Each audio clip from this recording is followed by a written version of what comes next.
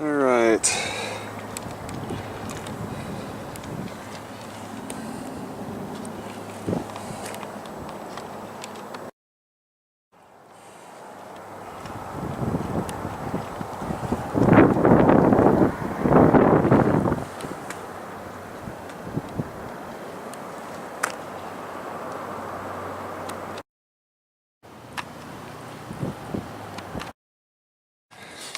Alright, so just coming around the corner here. The seals are over there, dogs further down.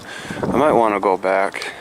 Looks like they have some kind of commercial setup here for the Nor'Wester restaurant. Steak and seafood. Looks pretty cool. Looks like it's active still on a small scale.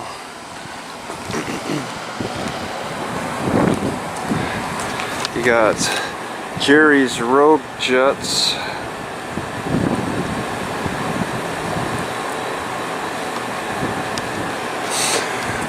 Some kind of a restaurant, I suppose. And a pretty neat bridge off in the distance. Alright, 200 limit on blacks. Don't call in. What are blacks exactly?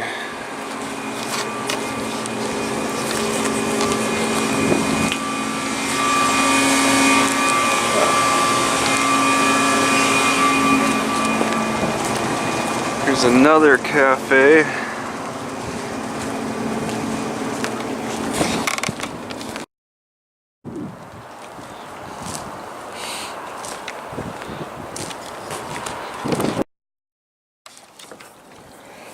Looks like some kind of a tourist stop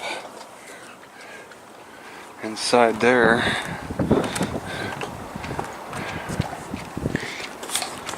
I think this bridge looks really neat. Especially the end caps there.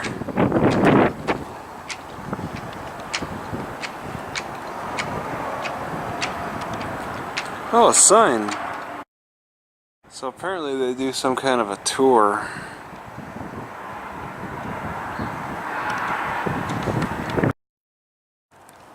Alright, so I get the impression that the Rogue River is fed by this mountain top that collects water. And of course they talk about Indians stealing stuff, why they call it Rogue in the first place. And then you got this sign. There's a lot to read. And then they got an old ship that just kind of sat here too long and sank.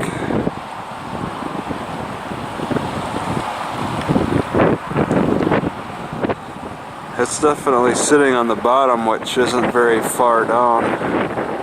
Just a couple of feet.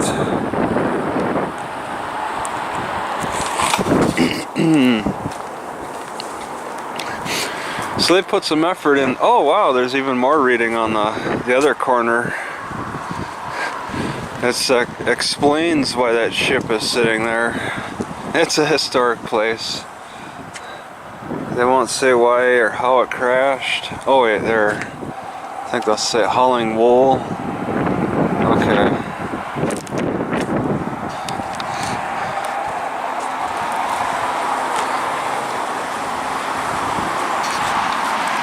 Oregon State Police.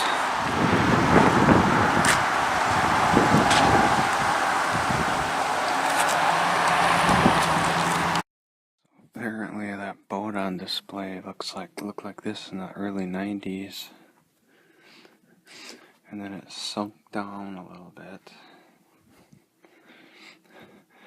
And then there's here, but it's just all collapsed now. Not really fit for display. During her long Arctic passage, numerous sailors died from scurvy, cold, and lunacy caused by privation. Either it's because Christmas is coming up, or it's like how it normally is, but these places are dead. on the main road. I mean, Subway guy is standing all around, just leaning against his desk, waiting for business. These people are not getting the business. Maybe it's that time of year, I don't know. So they use white cedar roots to shape their ribs and dowels. They even explain the bridge, the Patterson Bridge.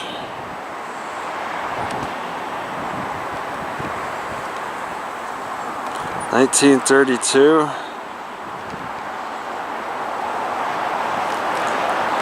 All right.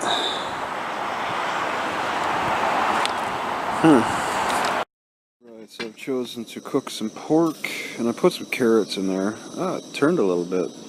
It's a little chilly out. It's not too windy, but it's more windy than I expected, actually. I get a little gust every so often. I want to mix that pork in with my peas. I gotta reheat these peas and whatever that yellow stuff is, millet. I want to reheat that stuff. 3 days I've had this, and it seems okay because it's been cool weather. It's practically natural refrigeration out here. So I'm going to mix the pork in with that, and then I want to heat that somehow. Maybe just kind of toss it in the pot. I want to get rid of that water though.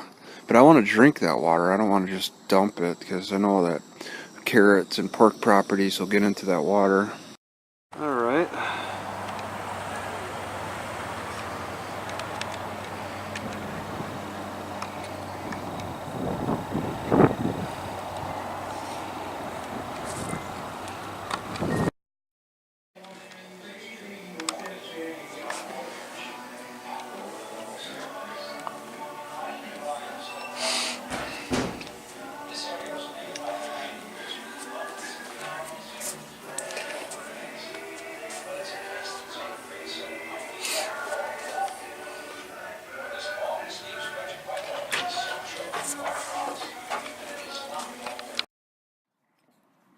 I gotta say that pork and beef aren't nearly as soft as chicken.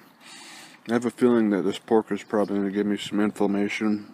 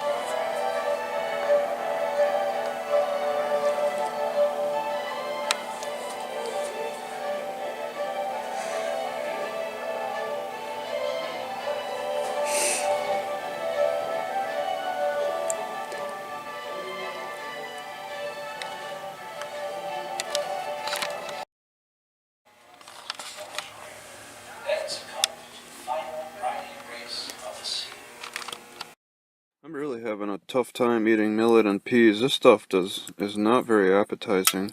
So I've cooked it in beef with a cube steak, and then now pork, and neither help. I wonder if I would have cooked it with chicken for the chicken grease, if that would have made this more tasty, because it's not very good. It's lacking in something. Maybe it's lacking in fat. I don't know if I want to force butter on it. I might try a little bit and see, but food cannot. I can't make food like this again. Okay.